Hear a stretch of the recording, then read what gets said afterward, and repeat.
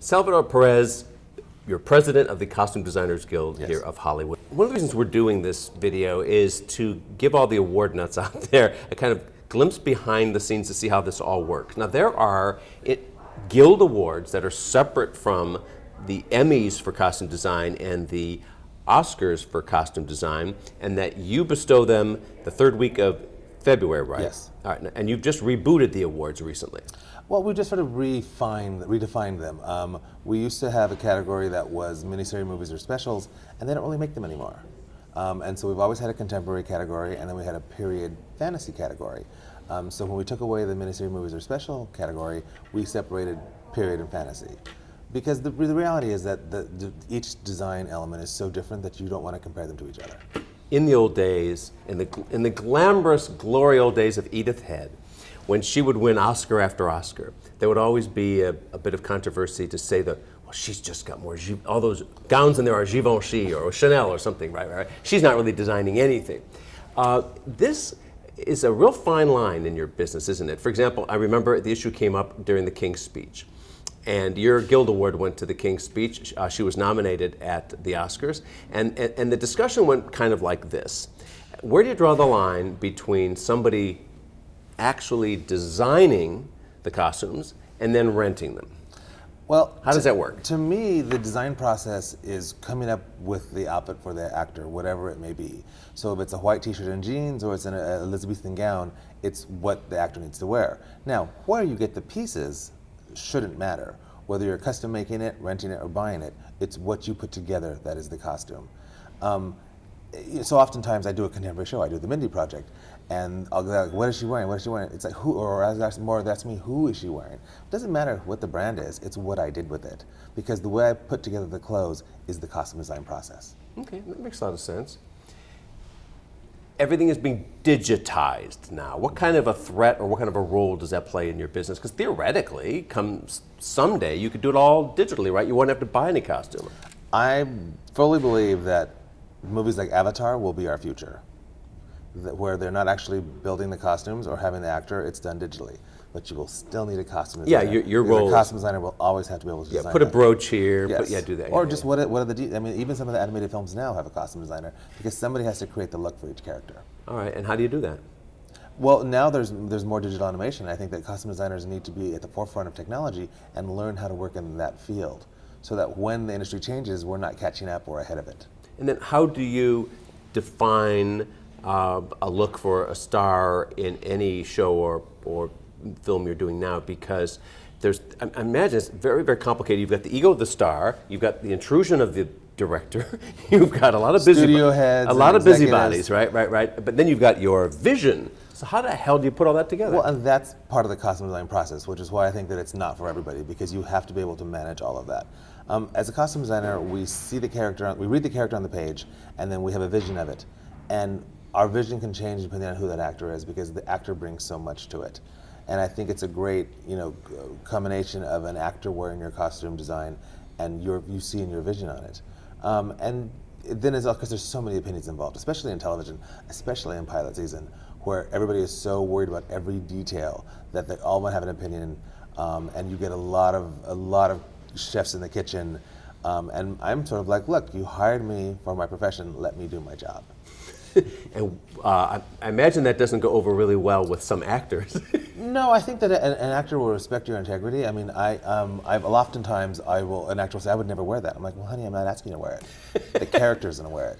Whoa, I like that. And I think that once you have that discussion and they see that you have the courage of your convictions, and my whole job is to make the actor look the best on camera. So whatever fears you have, or whatever rules you heard in your lifetime about colors you could wear or with silhouettes, I'm the costume designer, trust me.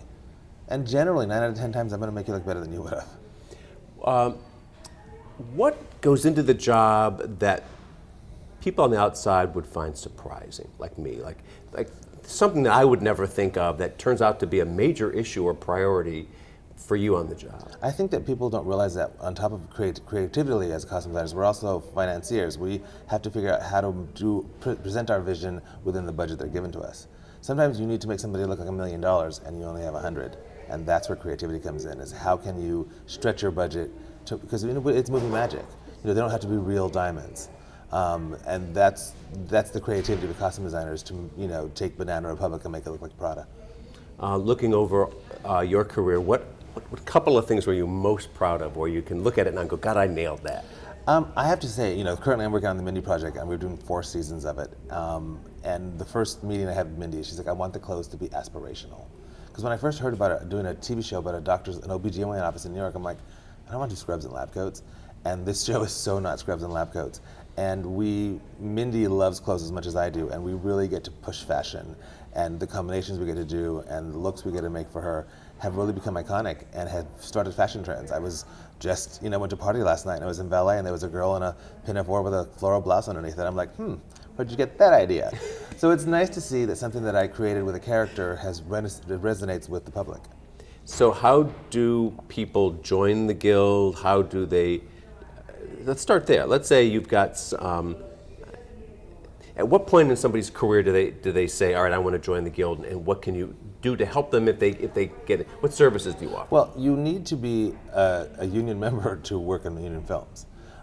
So you have to have the experience and a job offer from a producer to get in, or have designed projects over before that were non-union that you can then use it as a proof of professionalism. But I really believe that to be a great costume designer, you have to work your way up. You should have been a costumer, worked on set, to understand when you design a costume, how it works on set, because a great costume is beautiful design, but it has to be functional on set.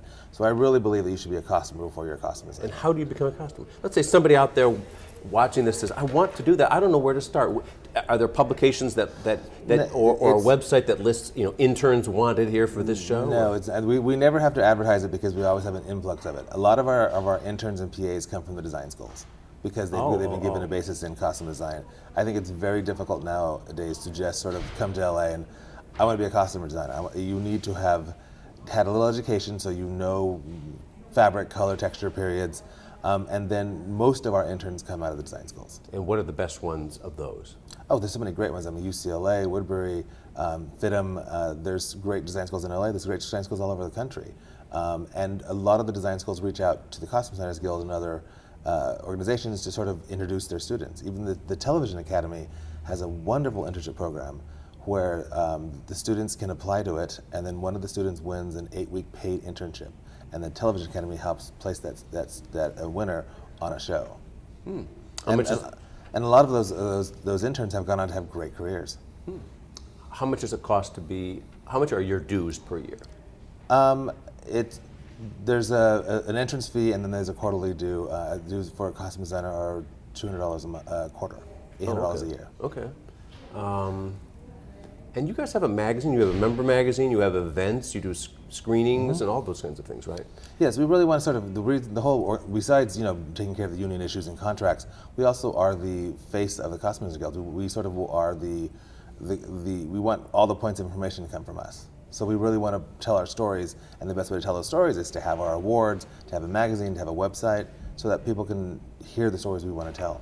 So we recently had the Costume Designer Guild's predictions at Gold Derby, and we had, I think, 750 people predicting. Our top scorer had 5 out of 6. Is that a good score? That's pretty impressive. I think that's better than my estimates too. There's so much great work out there, and how do you decide what the best is? So those people who got 5 out of 6, that's very impressive. Okay, see, we're doing something right at Gold You Derby. absolutely are. Thanks, Salvador.